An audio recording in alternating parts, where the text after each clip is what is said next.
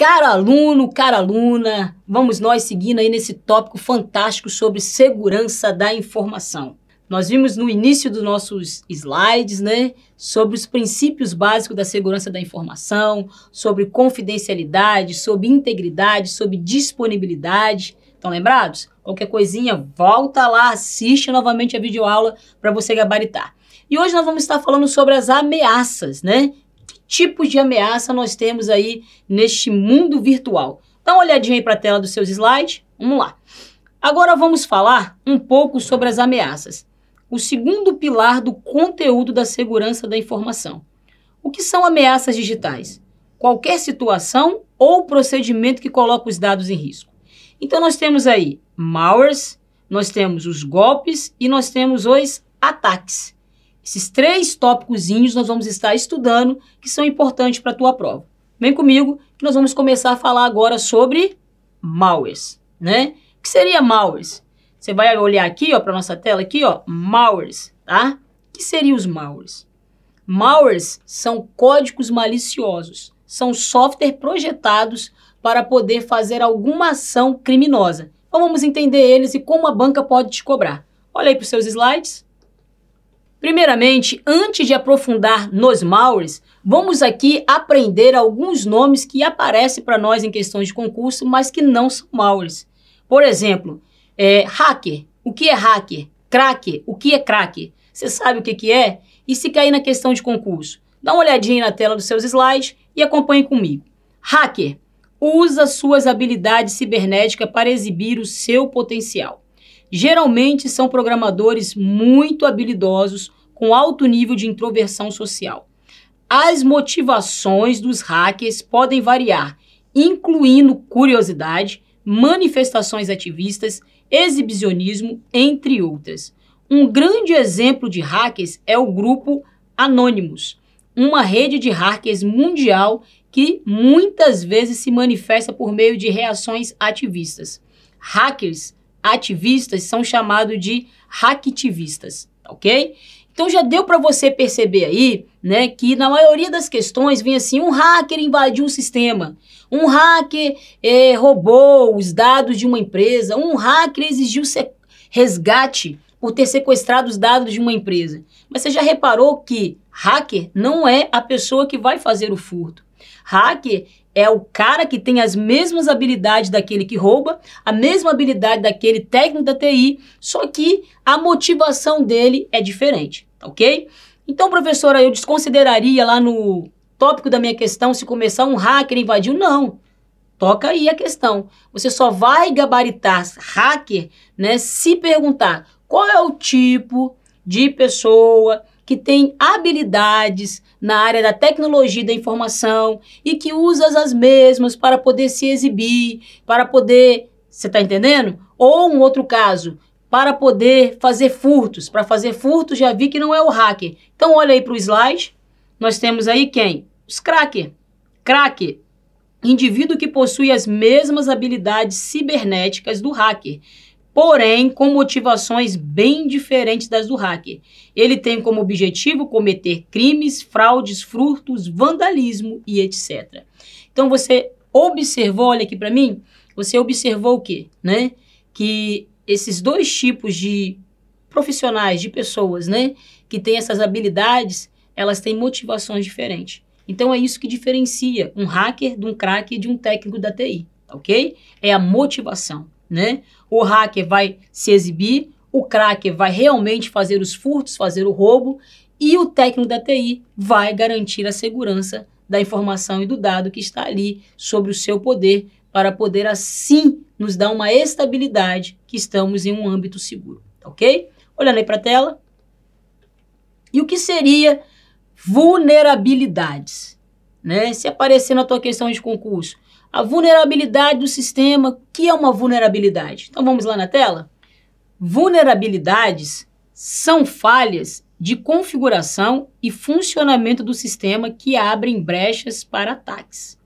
Alguns exemplos de vulnerabilidades são antivírus desinstalado ou desatualizado, firewall desativado, software pirata, ausências de backup.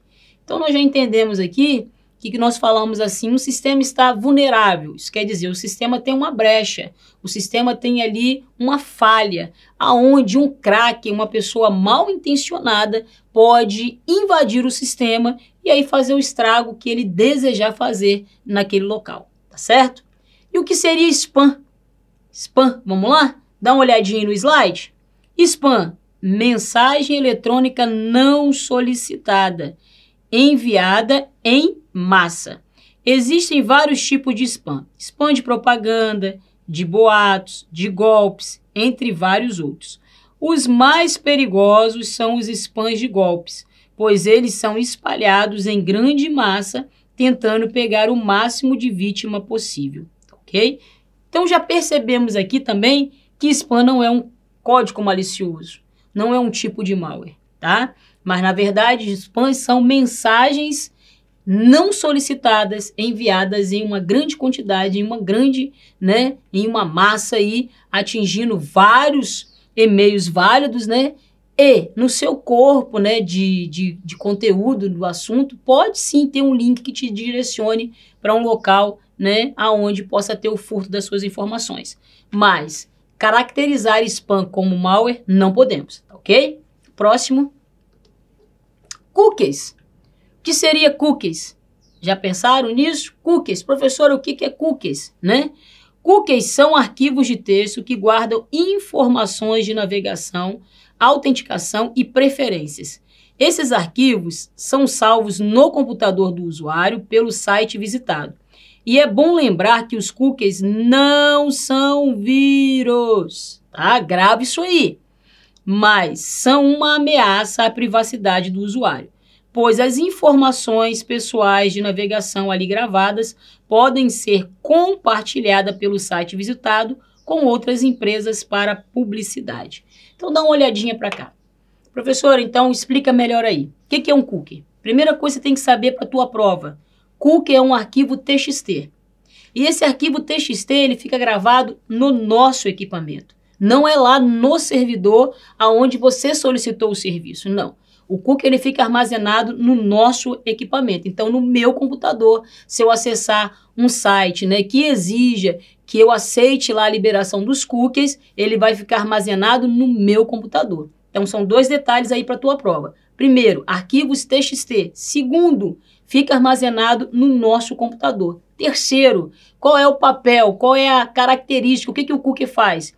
Ele vai gravar as nossas preferências, tá ok? Então, por exemplo, eu entrei lá num site, lá no portal de bolsas, de botas, E aí fui, intimada a liberar lá, a aceitar os cookies, aceitei lá os cookies, esse arquivo TXT veio para minha máquina e tá gravando lá, bota tal, a bolsa tal que eu gostei e etc. Gravou ali, neste arquivo TXT, as minhas preferências. E aí, quando eu acessar novamente este portal, geralmente vem assim, sua última visita foi dia tal e você viu isso, isso, isso e isso. Por quê? Porque aquele arquivo TXT na minha máquina comunica com o portal, com o site, no servidor e traz ali, a resposta dessa comunicação. Mas, um detalhe importante, é que o cookie, ele tá assim fazendo o quê? Pegando a nossa privacidade. E como nós lemos aqui, eles podem compartilhar essa minha privacidade, essas minhas preferências com outras empresas, tá ok? Voltando aí para a tela do slide, vamos lá? Heurística. Heurística vai estar detalhada ali na parte de antivírus, Um conteúdo também aqui da segurança da informação. Nós vamos detalhar melhor ali na parte de antivírus. Mas vamos dar uma olhadinha, olha aí para a tela. Para quem não sabe, heurística é uma tecnologia projetada para detectar códigos maliciosos de forma proativa, ou seja, sem a necessidade de contar com uma assinatura específica, ok? Heurística faz parte dos antivírus e nós vamos estar aprofundando isso aí no vídeo de antivírus. Seguindo aí.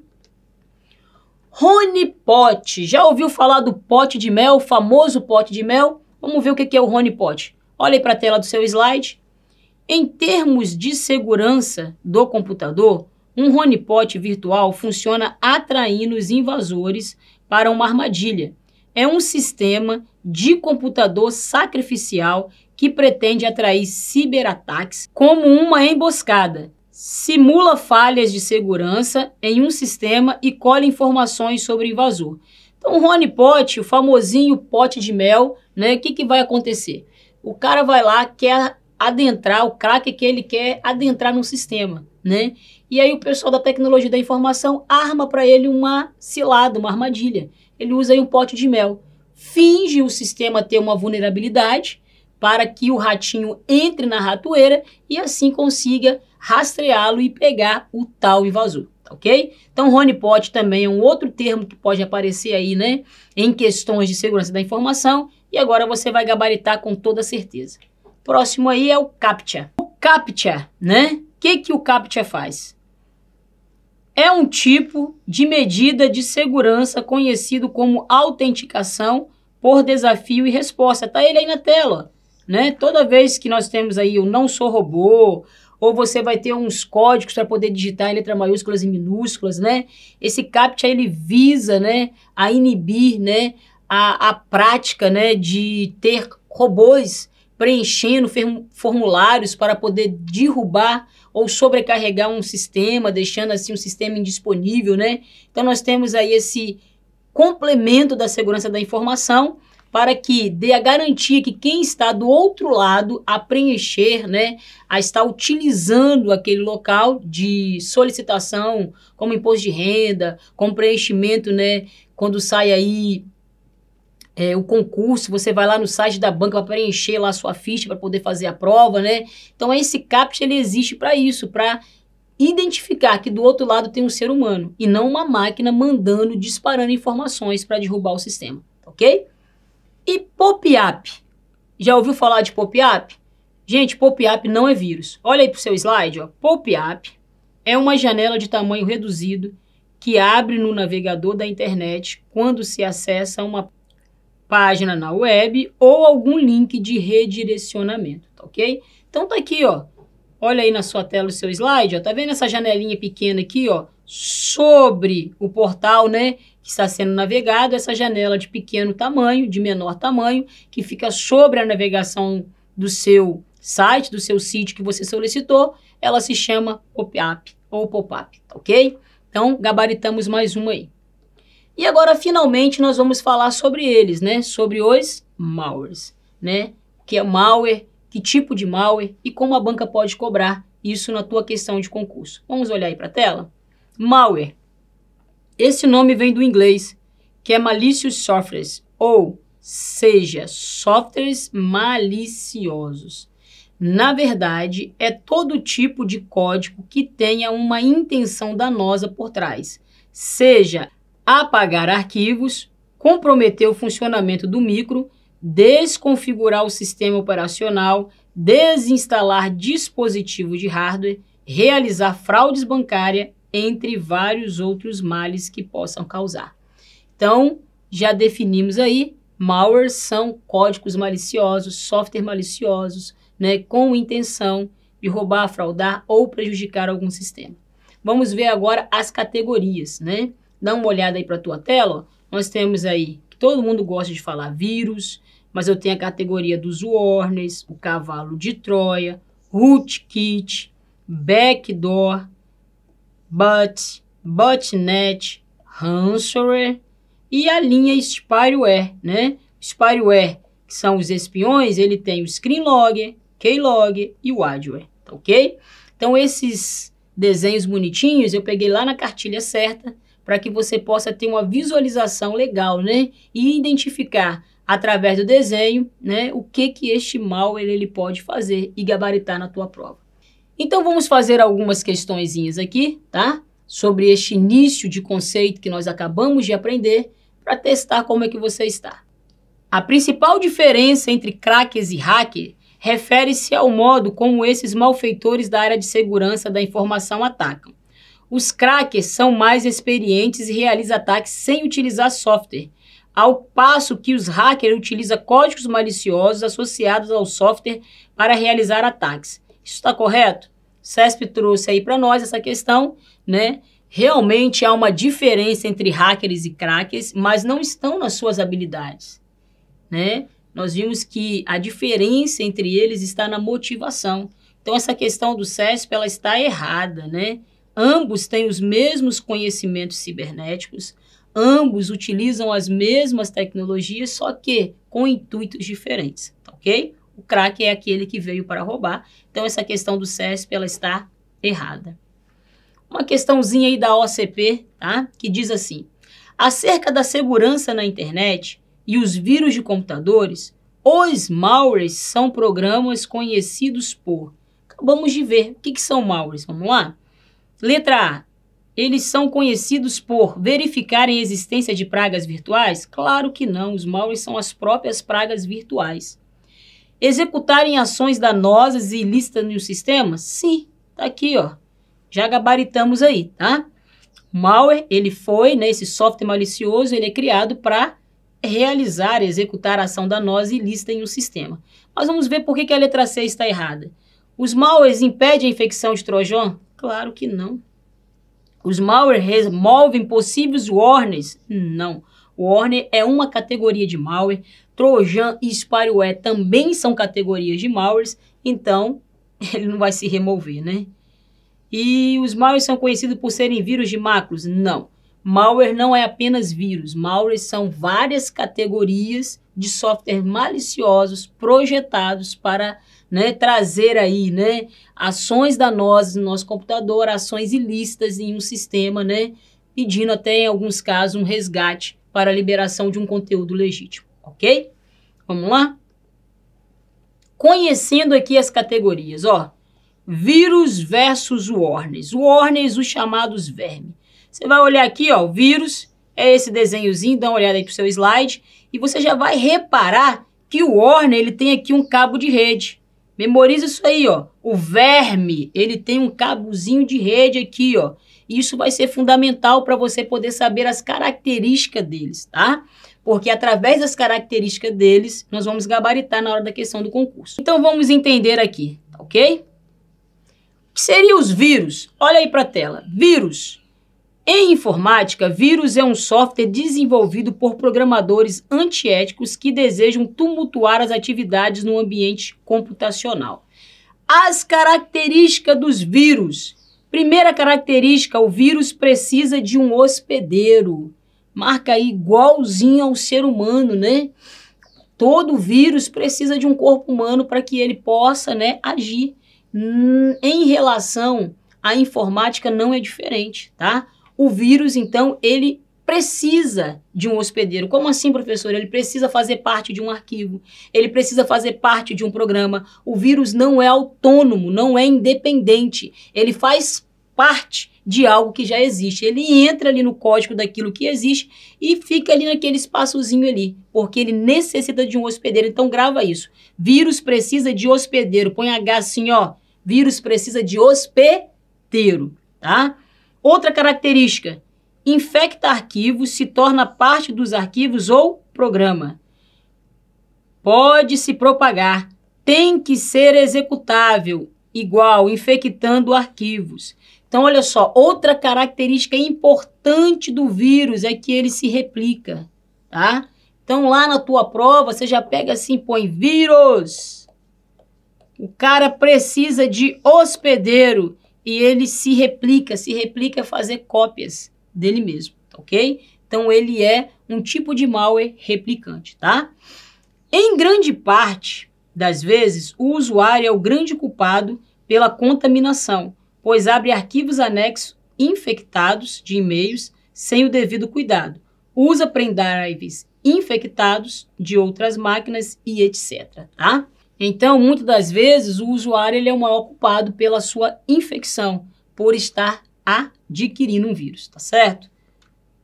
Vamos lá, gente. Como é que funcionaria aí o esquema de vírus? Assim, ó, para você entender, ó. Aqui eu tenho um arquivo e aqui assim, ó, eu tenho um código malicioso. Isso aqui é o vírus, tá? Então, para você poder entender, ó, o vírus ele vai se propagar assim, ó, de arquivo para arquivo, tá? Fazendo parte de programa para programa. É assim que acontece, né, a replicação de um vírus, tá ok? Diferente do nosso amiguinho Warner, que você viu que ele tem um cabo de rede, tá? Então, o vírus ele vai infectando assim, tá? Ele tá aqui, ele infecta um outro aqui, se for executável, ele vai se tornando parte de outros arquivos ou até mesmo de um outro programa no seu código de programação, tá ok? Dessa maneira é que faz a replicação dos vírus, tá ok? Vamos lá.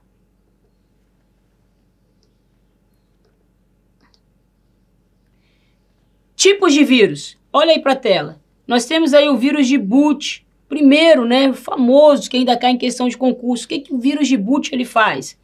Corrompe os arquivos de inicialização do sistema operacional, impedindo que ele seja inicializado corretamente. Em outras palavras, ele compromete o boot, que é a inicialização do sistema. Portanto, se falar em vírus de boot, deve ser falado em inicialização do sistema, tá?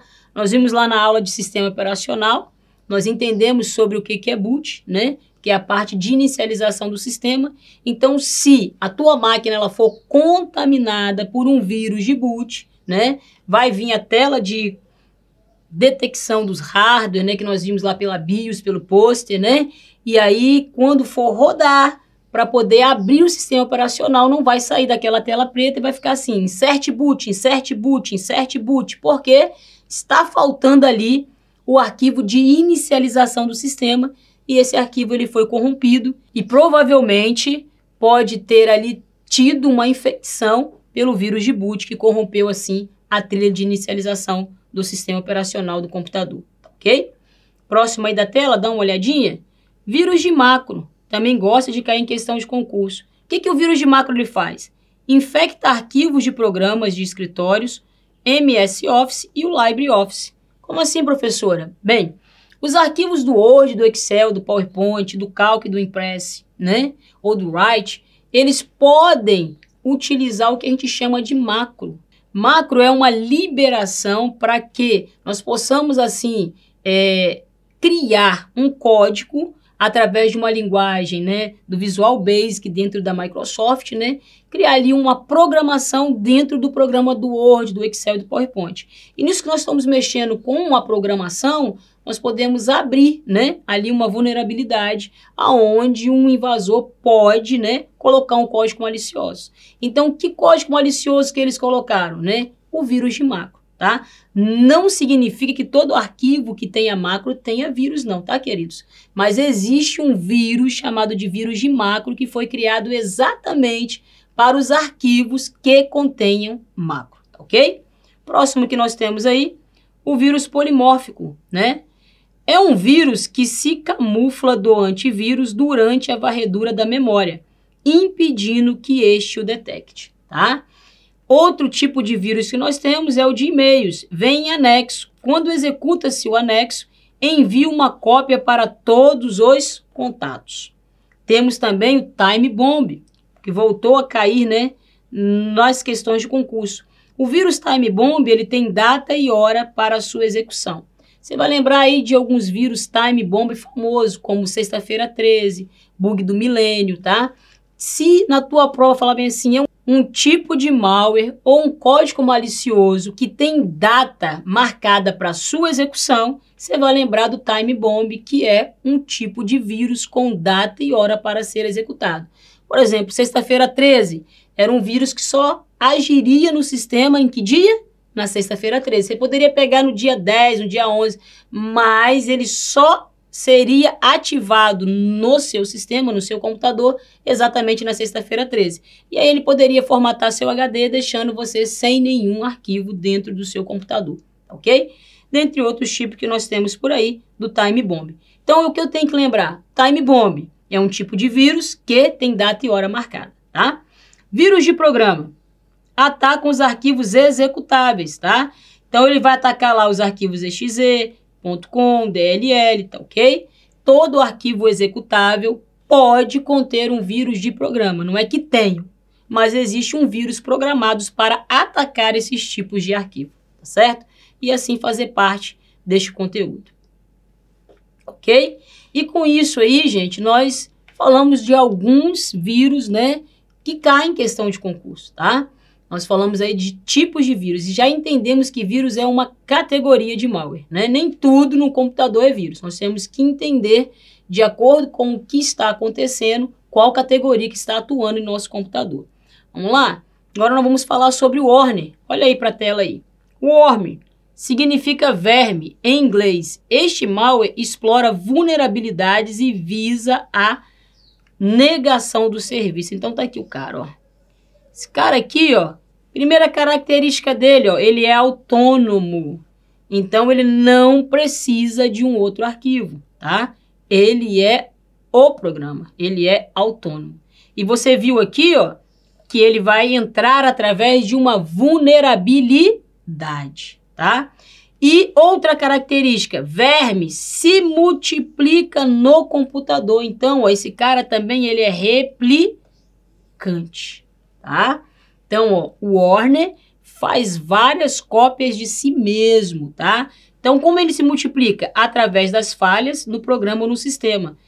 E qual é a outra característica dele? Infecções de redes, ataques, causa lentidão no tráfego. Olha aqui para a tela aqui, ó. Dá uma olhada para a tela. O Warner ele funciona assim, ó.